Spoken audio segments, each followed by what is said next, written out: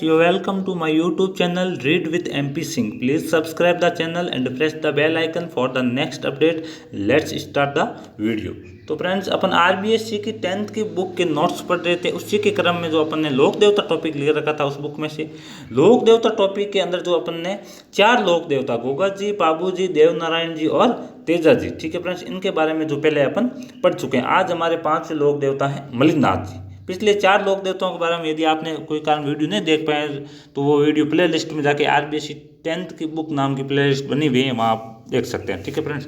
तो पढ़ते हैं आज मलिनाथ जी के बारे में। मलिनाथ जी के पिता का नाम था, वो मारवाड़ के रावल थे, उनका नाम था शल्का, ठीक है। पिता का नाम क्या था? शल्का। ये याद रखना, काफ़ी बुक्स में इसका जिक्र नहीं मिलता, ठीक है फ्रेंड्स। इनकी माता का नाम था जानी दे, ठीक है फ्रेंड्स, माता का नाम था जानी दे। और इनका जन्म जो है वो 1358 ईस्वी में होता है। लोक देवता का जन्म जो है वो याद रखना काफ़ी इंपॉर्टेंट है। कई बार इनका सीधा क्वेश्चन भी पूछ लिया जाता है, कई बार इनका जन्म क्रम भी पूछ लिया जाता है। जन्म क्रम के अनुसार बड़े छोटे लोक देवता, ठीक है फ्रेंड्स। तो गोगा जी सबसे बड़े हैं, जिनका जन्म 1003 ईस्वी में होता है। फिर तेजा जी 1073 ईस्वी में, ठीक है। पाबू जी 1239 ईस्वी में, देवनारायण जी 1243 ईस्वी में, रामदेव जी 1405 ईस्वी में, ठीक है। उनसे पहले जो ये है मलिनाथ जी 1358 ईस्वी में, ठीक है। उनके बाद में वो कला जी पता जी हैं। तो इस तरह आपको नॉर्मली इनका थोड़ा याद रखना, ठीक है फ्रेंड्स। अड़बू जी और जो मेव जी है उनका जन्म क्रम भी लगभग 1300 के आसपास ही है, ठीक है फ्रेंड्स। तो बढ़ते हैं आगे। पिता की मृत्यु के बाद चाचा कान्हड़ देव के यहाँ महेवा में शासन देखने लगे, ठीक है फ्रेंड्स। तो मारवाड़ के अंदर भी महेवा जो जगह है, वहाँ पर जो है पिता की मृत्यु के बाद में चाचा के साथ में रह के शासन देखने लगे, ठीक है फ्रेंड्स। चाचा कान्हड़ देव की मृत्यु के बाद वे 1374 ईस्वी में महेवा के स्वामी बने, ठीक है। चाचा की मृत्यु हुई तो फिर महेवा के क्या बने? स्वामी बने, ठीक है फ्रेंड्स। राज्य विस्तार के क्रम में 1378 ईस्वी में फिरोज तुगलक के मालवा के सूबेदार निजामुद्दीन की सेना को इन्होंने परास्त किया, ठीक है फ्रेंड्स। फिरोज तुगलक था ना, उसका जो सूबेदार था मालवा का निजामुद्दीन, उसको परास्त किया कब? 1378 ईस्वी में, ठीक है फ्रेंड्स। तो ये बात ध्यान रखना। बढ़ते हैं आगे। नेक्स्ट है अपनी रानी रूपा दे, मतलब इनकी पत्नी का नाम क्या था? रूपा दे। अपनी रानी रूपा दे की प्रेरणा से 1389 ईस्वी में उगमसी भाटी, ठीक है फ्रेंड्स, क्या नाम है? उगमसी भाटी के शिष्य बन गए और योग और साधना की दीक्षा ली। तो इनके गुरु का नाम क्या होगा? सीधा सा उगमसी भाटी, ठीक है, जो कि मालानी के थे, ठीक है फ्रेंड्स। बढ़ते हैं आगे। तो उगमसी भाटी के शिष्य कब बने? 1389 ईस्वी में। बढ़ते हैं आगे। मलिनाथ जी भविष्य दृष्टा थे और इन्होंने देवता की तरह कई चमत्कार किए, देवताओं की तरह कई चमत्कार किए और भविष्य दृष्टा थे, ठीक है फ्रेंड्स। भविष्य दृष्टा की बात आए तो अड़बू जी भी क्या थे? भविष्य दृष्टा थे। मलिनाथ जी ने मारवाड़ के सारे संतों को एकत्र करके 1399 में एक वृहत हरि कीर्तन आयोजित करवाया। ये बात वेरी इंपॉर्टेंट है फ्रेंड्स, ये आप ध्यान रखना, ठीक है। मलिनाथ जी ने मारवाड़ के सारे संतों को एकत्रित करके एक वृहत हरि कीर्तन कराया था 1339 ईस्वी में, ठीक है फ्रेंड्स। बढ़ते हैं आगे। 1399 ईस्वी में, ठीक है फ्रेंड्स। नेक्स्ट है 1399 ईस्वी यानी चैत्र शुक्ल द्वितीया को इनका स्वर्गवास हो जाता है। चैत्र शुक्ल द्वितीया 1399 ईस्वी में इनका स्वर्गवास हो जाते हैं। और 1399 ईस्वी में भी इन्होंने एक पंथ की स्थापना की, जिसका नाम है कुंडा पंथ।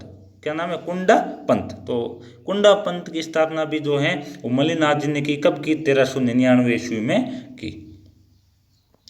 बढ़ते हैं आगे। लूणी नदी के तटवर्ती तिलवाड़ा बाड़मेर में इनका मंदिर है, ठीक है। इनका मंदिर कहाँ है? तिलवाड़ा नामक स्थान है बाड़मेर में, वहाँ पर है, जो कि लूणी नदी के एक तट पर है, जहाँ प्रतिवर्ष चैत्र कृष्णा एकादशी से चैत्र कृष्णा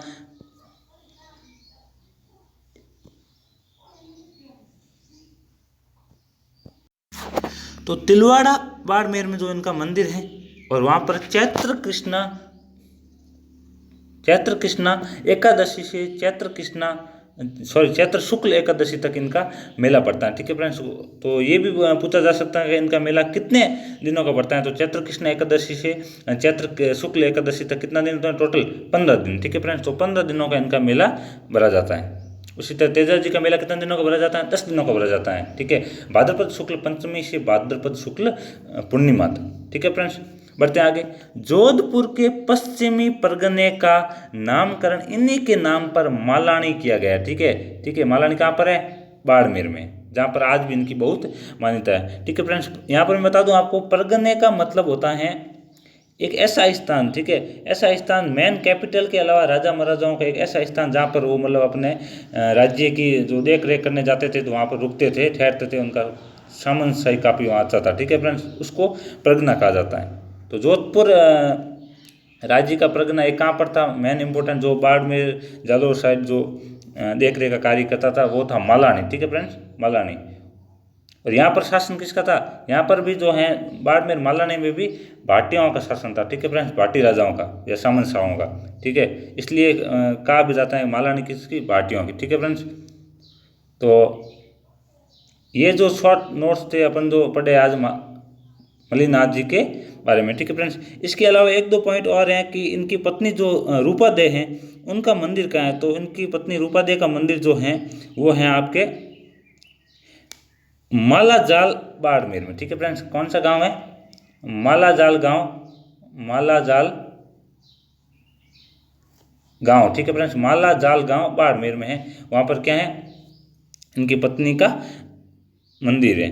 ठीक है, और जो इनका पशु मेला भरा जाता है वहाँ पर मुख्यतः थार पाकर एवं कांकरेज के पशुओं का क्रय विक्रय होता है। इस प्रकार के जो दो नस्ल के पशु हैं इनका विशेषकर क्रय विक्रय होता है। ठीक है फ्रेंड्स, तो ये था मेन जो मैंने तो एक दो पॉइंट और थे ऊपर से इतने ही थे वो बता दिए। बाकी आरबीएससी की बुक में जो दिए हुए थे वो मलिनाथ जी के बारे में तो वो आपने पढ़ा है। अगले वीडियो में अपन पढ़ेंगे अगले लोक देवता के बारे में। ठीक है फ्रेंड्स, तो वीडियो अच्छा लगा तो प्लीज़ सब्सक्राइब कर दे चैनल को और बेल आइकन दबा दे और आगे ऐसे वीडियो देखने के लिए जुड़े रहे चैनल से। ठीक है friends, thank you so much.